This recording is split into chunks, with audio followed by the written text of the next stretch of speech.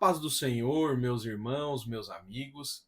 Quem vos fala é o irmão Bruno Souza e neste vídeo mostrarei em detalhes o livro História da Filosofia e Teologia Ocidental, um livro de John Frame de 1184 páginas. Meus irmãos, agora, se este conteúdo for relevante para você, se inscreva no canal, curta este vídeo e compartilhe. Amém? Antes de nós irmos para a mesa para mostrar o conteúdo do livro, eu quero trazer algumas informações para os irmãos. John Frame é bem mais conhecido como teólogo do que filósofo. Embora, como o livro vai nos sugerir, ele não vê muitas diferenças entre as duas disciplinas, filosofia e teologia. John Frame tem habilitação em filosofia pela Universidade de Princeton e durante 45 anos ele tem lecionado temas filosóficos tanto em disciplinas teológicas quanto apologéticas. Assim, meus irmãos, Frame escolheu lidar com aqueles pensadores cristãos que fizeram uma contribuição substancial para a história geral da filosofia ou que tenham desenvolvido ideias filosóficas notáveis que influenciaram a teologia da igreja. O fio condutor deste livro é, sobretudo, seu esforço de analisar a história e avaliá-la toda de um ponto de vista cristão. Isso que é o mais importante, ele vai avaliar sempre com as bases do cristianismo. Frame acredita que a Bíblia deve governar nossos pensamentos filosóficos, assim como deve governar todas as áreas da nossa vida.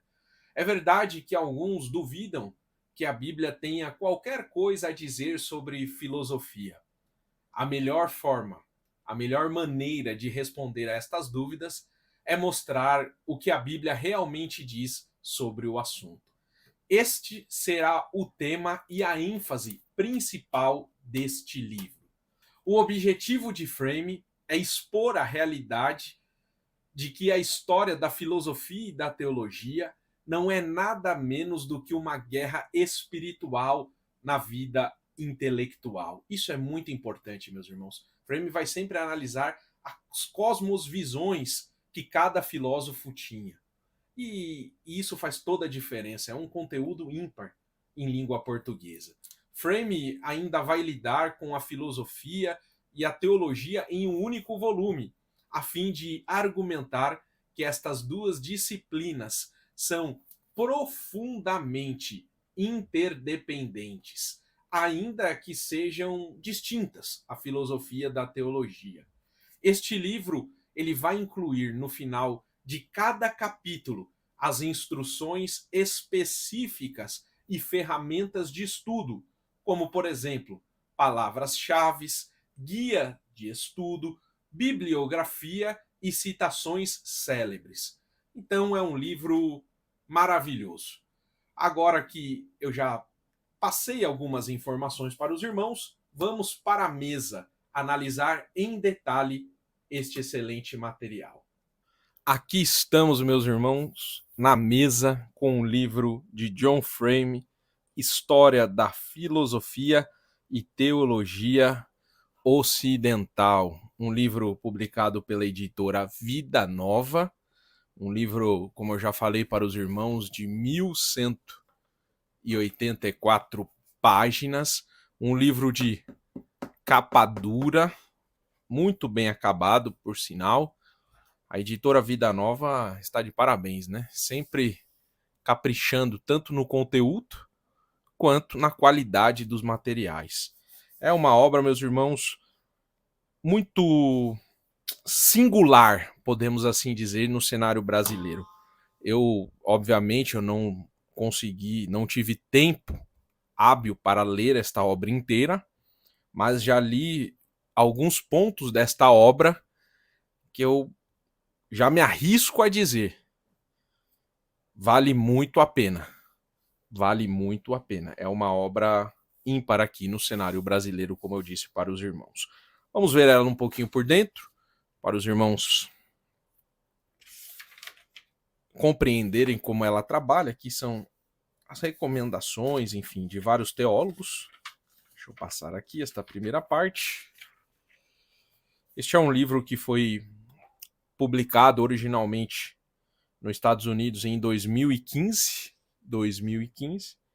Está sendo publicado este ano, 2023, aqui no Brasil. Aqui está o sumário desta obra, meus irmãos. Deixa eu aproximar um pouquinho para lermos juntos o sumário desta excelente obra.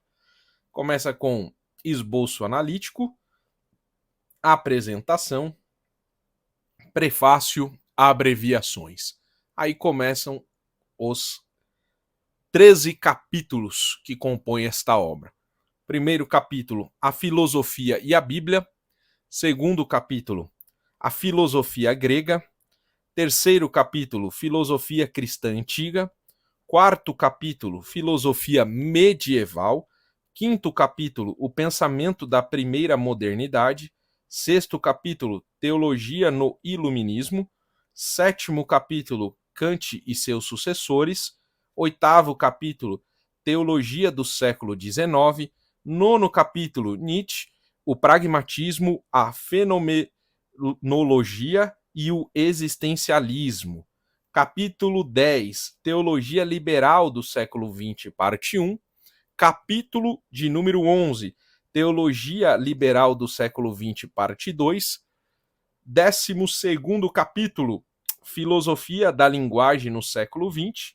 E o último capítulo, o capítulo de número 13, filosofia cristã contemporânea. E aí, meus irmãos, começam os apêndices. O A, certeza. O B, séries infinitas. O C, o argumento ontológico. O D, argumentos transcendentais. O E, determinismo, acaso e liberdade. Vamos virar a página. O F, afirmações autorrefutantes. O G, conhecimento não regenerado de Deus. O H, Deus e a linguagem bíblica, transcendência e imanência. O I, a escritura fala por si mesmo. O J, resenha do The Legacy of Logical Positivism. O K, resenha de Dallas M. Wright. O L, resenha de Paul Van Buren. O M, resenha de Paul Homer. O N, Ogden sobre a teologia. O O, resenha de Paul Heyman, Belief Policies. O P, resenha de Esther Lightcap-Mick. O Q, cristianismo, uma resposta a Gordon Clark. O S, resenha de Herbert Schlossberg. E o T, Van Til reexaminado. E aí nós temos no final o glossário, momentos decisivos na história da filosofia e da teologia, biografia anotado de textos filosóficos, biografia geral, crédito de imagens, índice remissivo e índice de passagens bíblicas. Olha que esboço completo, meus irmãos. Olha que sumário maravilhoso. O conteúdo realmente vale muito a pena. E aqui do lado nós já temos o esboço analítico. Vai, na verdade, esmiuçar o que cada capítulo vai tratar nesta obra. Eu vou passar aqui para os irmãos. Deixa eu dar mais um zoom. E aqui está, para os irmãos que quiserem dar uma pausa. Enfim, está aqui o esboço analítico de cada capítulo.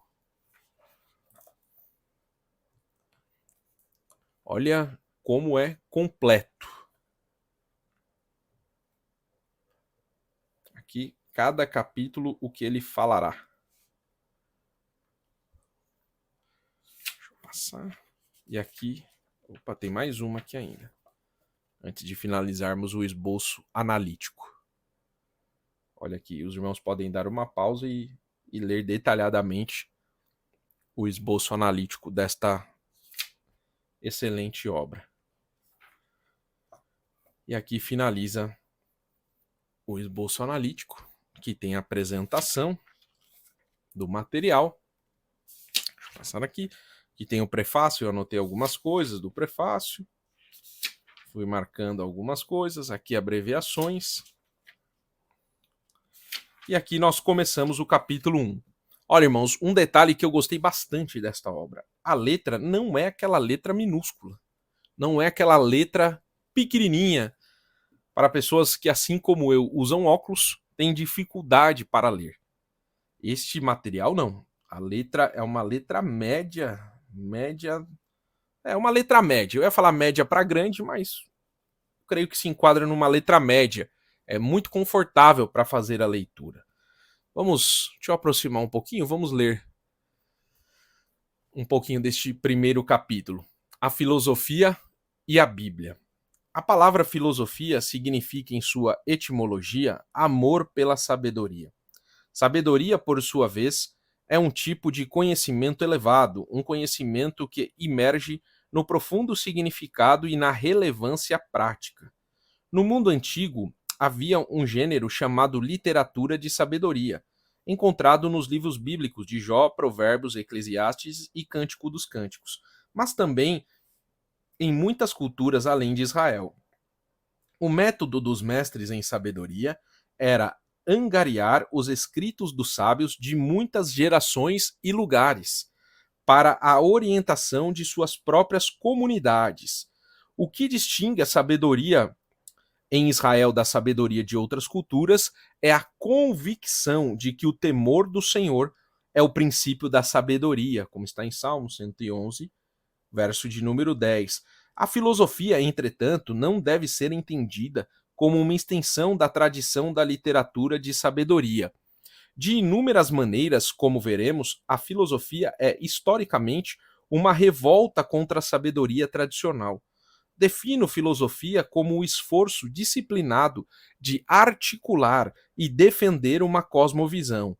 Uma cosmovisão é uma concepção geral do universo. As ciências geralmente buscam o entendimento de aspectos particulares do universo. A química busca os aspectos químicos, a biologia, os biológicos, e assim por diante. Mas a filosofia lida com as verdades mais gerais da realidade, o que é, como sabemos, como devemos agir. Cosmovisão, portanto, é uma designação apropriada para o objeto da filosofia.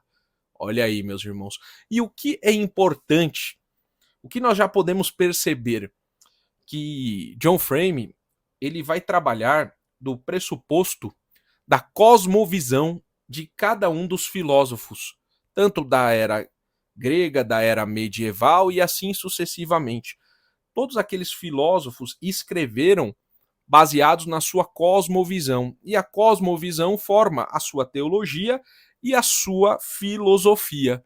Então, isso que é muito gratificante neste livro, que ele vai esmiuçar a filosofia destes homens baseado na sua crença, na sua visão de mundo, se é uma visão de mundo cristã ou se é uma visão de mundo secular. Então, esse é um grande diferencial desta excelente obra. Deixa eu passar mais um pouquinho aqui para os irmãos verem. Irmãos, é muita coisa, é muita coisa.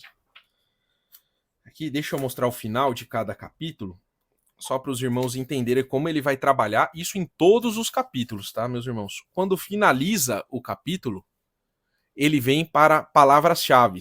Quais foram as palavras-chave utilizadas neste capítulo? Isso é muito bom para fazer um guia de estudo, para ministrar uma aula. Ele escreveu este livro, na verdade, este livro ele é a consequência das suas aulas. Mais de 40 anos ministrando, ele ajuntou o conteúdo das suas aulas e ele transformou em livro. Então, por isso ele deixou estas palavras-chave, questões, para auxiliar outros que também queiram ministrar sobre a história da filosofia e teologia ocidental. Então, todo final de capítulo tem palavras-chave. Vamos virar aqui. Mais palavras-chave. Tem guia de estudo. Olha aqui que guia de estudo completo. Olha só. Só desse primeiro capítulo são nada mais, nada menos do que 29 perguntas para o estudo. 29 perguntas o guia de estudo. Depois vem bibliografia de textos filosóficos. Aqui são obras em gerais, né, físicas, onde se encontra online, né, muitas das obras e das referências utilizadas por ele neste primeiro capítulo.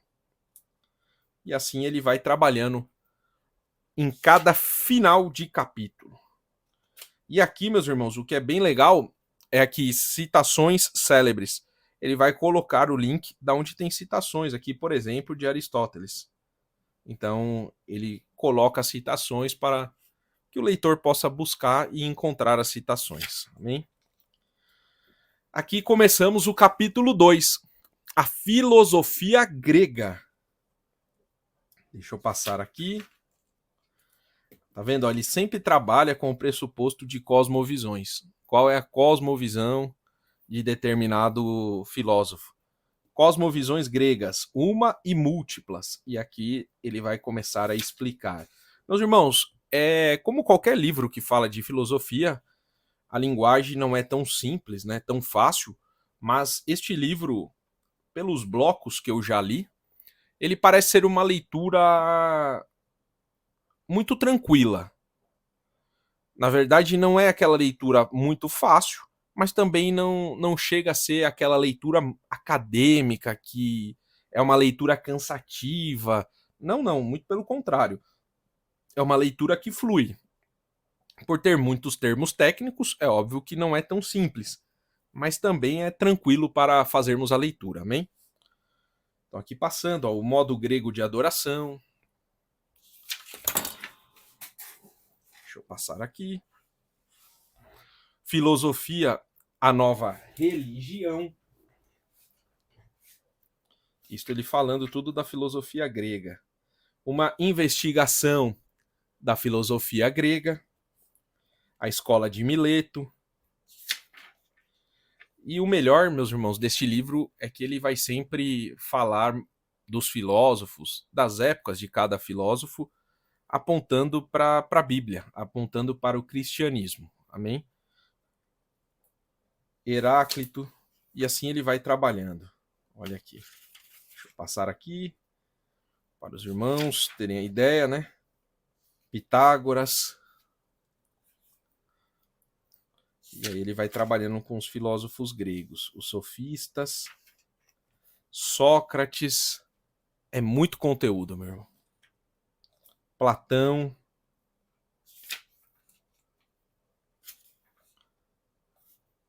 Aqui. A análise de Platão da alma individual com comparativos. Racional, irracível e apetitiva.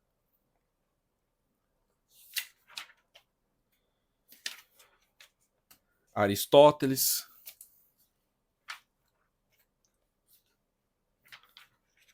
Meus irmãos, muita coisa tem essa obra, muita coisa. Deixa eu acelerar um pouquinho. Capítulo 3, Filosofia Cristã Antiga. Aí ele vai falar sobre os pais apostólicos, os apologetas. Olha quanto conteúdo tem esta obra, meus irmãos. Justino Marte. E assim ele vai trabalhando. Irineu.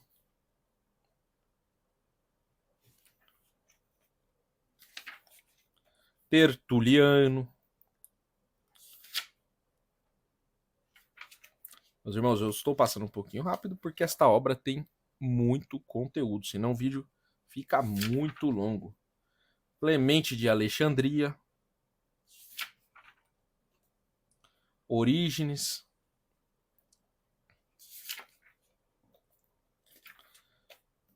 Atanásio.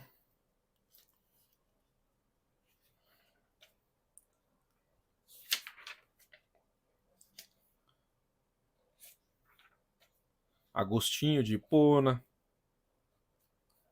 Agostinho. Aí vai ter o maniqueísmo. Tudo dentro de Agostinho, né? A Trindade. Pelagianismo. E assim vai, meus irmãos. As Confissões de Agostinho. Aí entramos no capítulo 4, Filosofia Medieval. E aqui ele vai falar de Boécio, Pseudo Dionísio. Olha só, meus irmãos, é muito completo. Este livro realmente fala toda a história da filosofia e teologia ocidental. É muito completa esta obra. João Escoto de Erígena, Anselmo de Cantuária,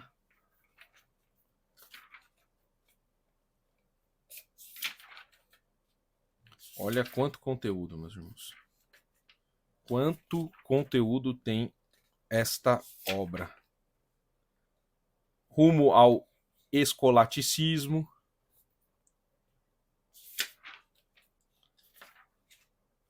Aí, Tomás de Aquino. E assim vai, meus irmãos. Deixa eu passar aqui. Aí no capítulo 5, nós temos aqui o pensamento da primeira modernidade, a Renascença.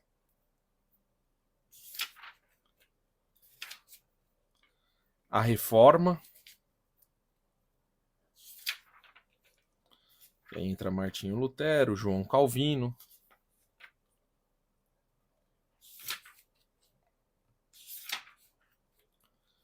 Aí o protestantismo da pós-reforma, escolaticismo protestante, pietismo, renascimento da filosofia secular, racionalismo continental. Aí ele começa a trabalhar, né? Os filósofos que vieram da parte secular, né? Que aí a cosmovisão já não era cristã. Deixa eu passar aqui. René Descartes. E assim ele vai, meus irmãos. Só para os irmãos terem um gostinho, uma ideia de como trabalha esta obra. Spinoza. E assim vai. Olha que maravilha de obra. O empirismo britânico.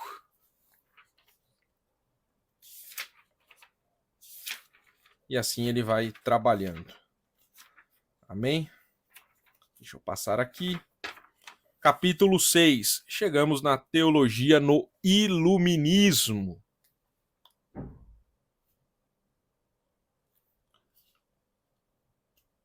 Deixa eu aproximar para fazermos a leitura de um parágrafo. Teologia no iluminismo. Revisando a história até aqui. Nas Escrituras, Deus revelou não apenas um caminho para a salvação, mas uma cosmovisão com potencial de articulação filosófica. O caminho da salvação pressupõe essa cosmovisão. Nela, o ser supremo, distinto de todos os outros seres, é um absoluto tripessoal que governa sua criação como Senhor em seu controle, autoridade e presença. Esta metafísica prescreve uma epistemologia e uma ética segundo a qual a relação divina é a autoridade suprema, e o pior erro possível é a negação da revelação, isto é, a reivindicação de uma autonomia humana. Na queda, contudo, os seres humanos aderiram à autonomia intelectual, de forma que em seu pensamento e em sua prática viveram segundo sua própria sabedoria, e não conforme a sabedoria de Deus. Para expiar este pecado, Deus enviou seu Filho, Jesus Cristo, que morreu para arcar com a pena que nós merecíamos e para regenerar os corações e mentes de seu povo eleito. Aqueles que creram renunciaram à pretensão de autonomia e procuraram, ainda que de forma inconsistente, viver e pensar como seguidores de Jesus. No entanto, por volta de 600 a.C., Alguns pensadores da Grécia Antiga deixaram de lado religiões e tradições para que pudessem compreender o mundo, tanto quanto possível, somente pela razão humana. Eles empreenderam uma tentativa absoluta de elaborar ideias consoantes à reivindicação de autonomia intelectual. A autonomia, a crença de que a mente humana desacompanhada é suficiente para compreender o funcionamento da natureza, levou os filósofos gregos a uma ênfase racionalista. Os gregos perceberam que a racionalidade humana não era perfeita, mas as falhas do pensamento humano não os levaram a recuar de sua pretensão de autonomia. Eles não conseguiram negar que a razão humana era o próprio critério da verdade. E aqui ele vai seguir explicando, né, e falando sobre o iluminismo, como nós chegamos, né, até o iluminismo, porque foram deixados, né, a visão, uma cosmovisão bíblica para abraçar uma cosmovisão secular. E aí ele vai falar sobre o nascimento da teologia liberal, o nascimento da teologia liberal. Vamos passar aqui. Aí nós chegamos no capítulo de número 7, Kant e seus sucessores.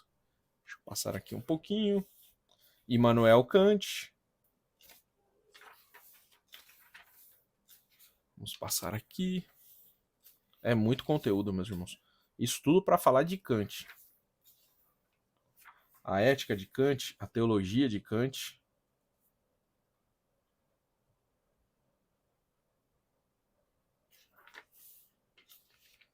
Conclusões sobre Kant.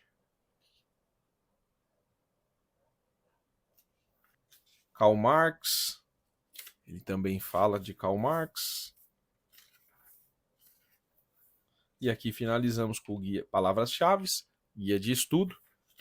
E vamos para o capítulo de número 8. Teologia do século XIX. E aí ele vai trabalhando. Vamos passar.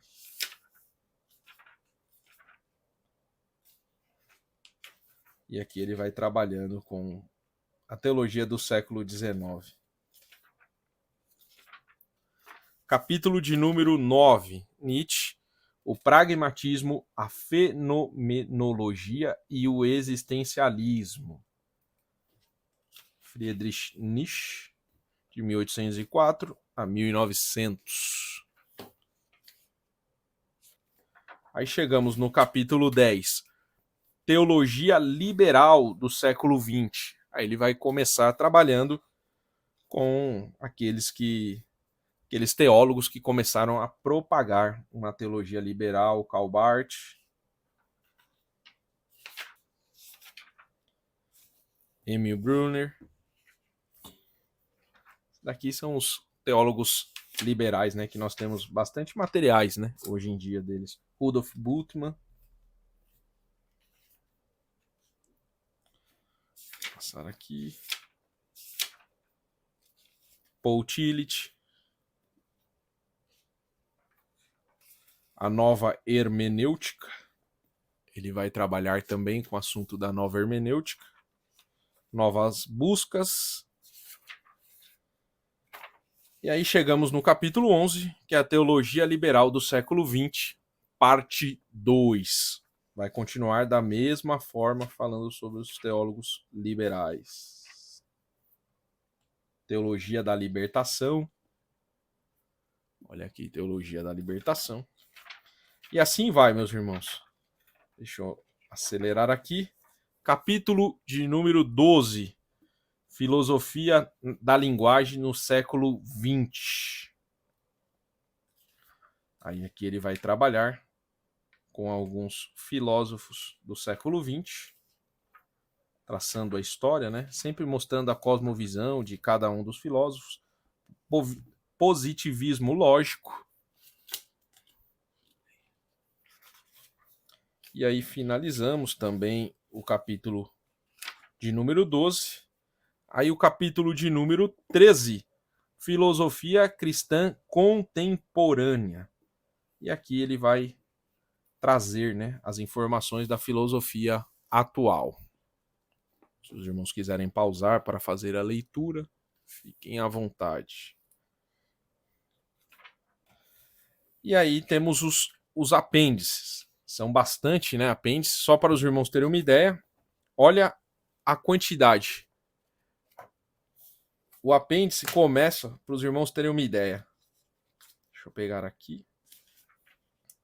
Página 795. E o apêndice vai da página 795 à página 1015. Então são praticamente aí 200 páginas, mais de 200 páginas só de apêndice. E aí, o que eu achei muito legal neste livro também, meus irmãos, é o glossário. Porque aqui ele vai ter uma explicação sucinta dos termos que ele utiliza no livro. Então isso é bem legal. As pessoas que não estão familiarizadas com os termos filosóficos podem recorrer aqui ao glossário para ter a explicação daquelas palavras que não foi possível ter o entendimento durante a leitura. Então isso é bem legal, um glossário bem completo com as explicações das palavras. E aí no final nós temos, após o glossário, momentos decisivos na história da filosofia e da teologia. Ele vai traçar aqui uma linha do tempo, bem legal também. E aí depois tem a bibliografia, anotada de textos filosóficos. E no final ainda tem o índice. Deixa eu pegar aqui. No final tem crédito de imagens e o índice remissivo. Muito bom. E assim finalizamos o review desta excelente obra. Meus irmãos, espero que este conteúdo tenha sido útil para você que estava na dúvida se compraria ou não. Se foi útil para a sua vida, curta este vídeo, se inscreva no canal e compartilhe. Este foi mais um review, História da Filosofia e Teologia Ocidental. Que Deus lhe abençoe, fique na paz do Senhor Jesus.